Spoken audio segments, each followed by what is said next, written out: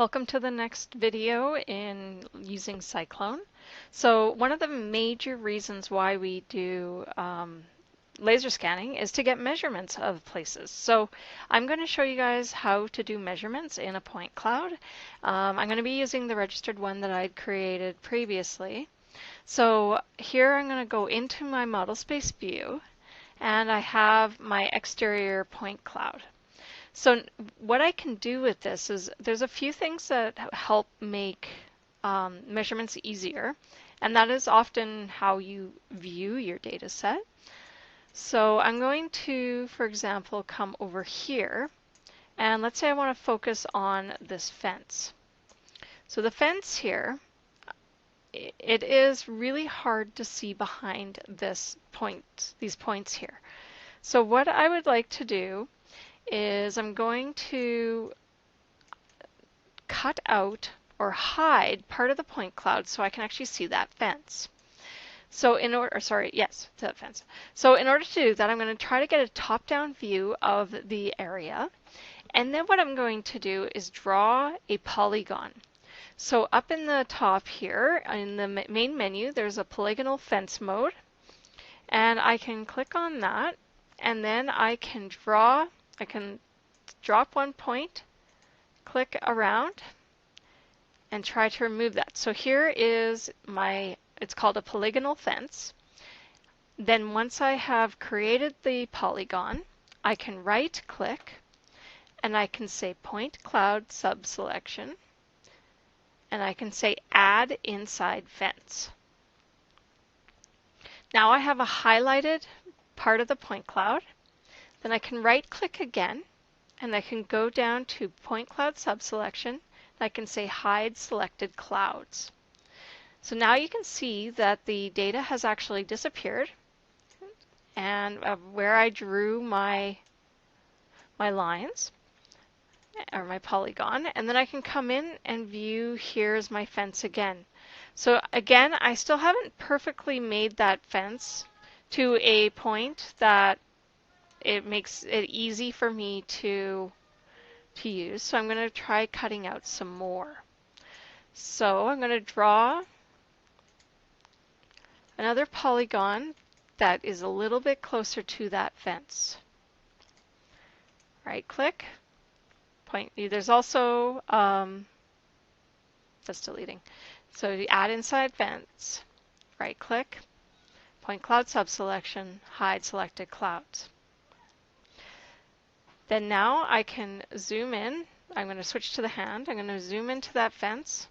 And now I've got a clear vision of what that fence looks like.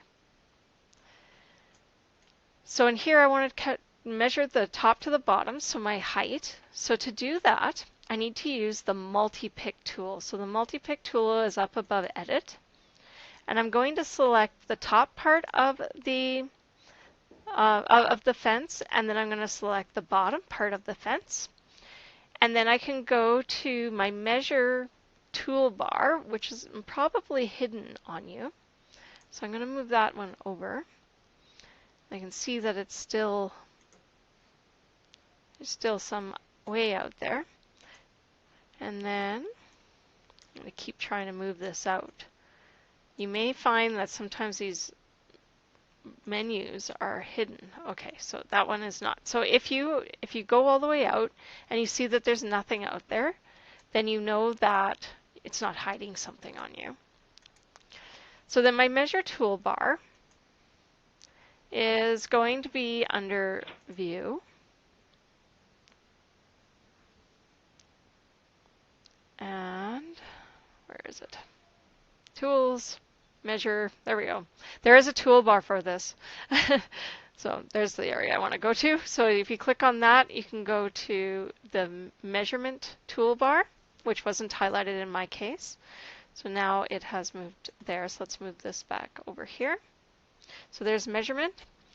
I have my 2 points that I have measured, and I can say distance point to point. So there is 1.248 meters.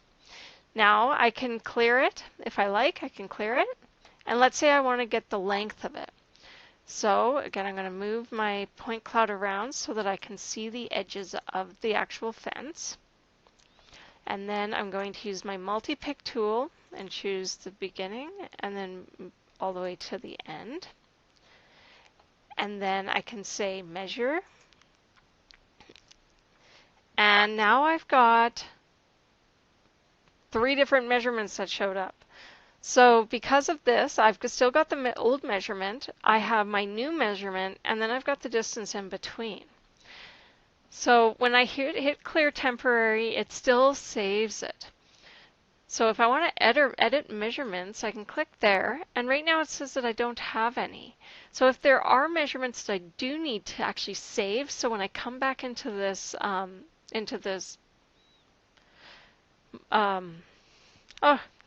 model space, then I can refer to this measurement. But why did I get 3 measurements and it's not showing up here? The first thing I want to point out is if you look really carefully, you're going to see that I have a white point, I have a white point, and then there's another white one down here.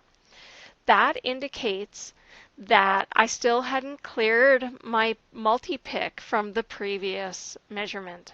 So now I'm going to press spacebar to clear it. Let's try this again. So I use multi-pick. I'm going to go from the edge of this fence all the way to the other end. And then I'm going to say give me the distance, and there all I have is that one. Now if I want to save it, I can click Save Measurements, which is this button in the middle. And then I can go to Edit Measurements, and it is saved in here. Then I can press space bar and clear, and you'll see that it actually stays this time. So every time I open up this model space, I'm going to see that measurement.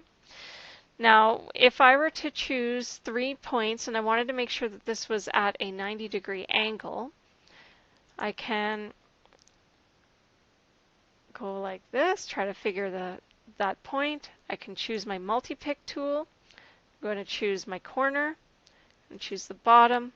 I'm going to choose something that should be in line out here and right there.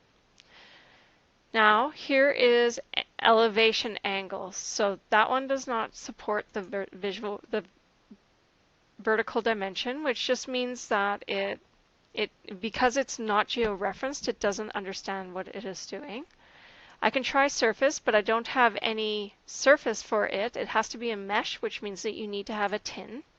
It's not going to have a volume, but I can have point elevation, which tells me my elevation values. Now again, because I don't have a coordinate system associated with this, it is giving it to me in negative values. So that means that somewhere up here is actually what it considers to be the 0. So that's measurements. For the most part, you're just going to be taking actual measurements instead of angles. And so because of that, then that would be all I would ask, if you can make those measurements in your point clouds. And you've had a chance to see how to remove those point clouds. So now they've been removed, so that we need to bring them back. So we've done my measurements. I've got my elevation values here. Again, it's just merely linear values. I can bring back my point cloud by going to Selection, Point Cloud oops, there we go, View, and then Show Hidden Clouds. So if you go up to View and then Show Hidden Clouds, and there it is. So there are some things to keep in mind when doing this. So you might need to hide point clouds in order to make sure that you get correct measurements. The other thing is that for the most part, the linear measures are going to work best until you've done a true model.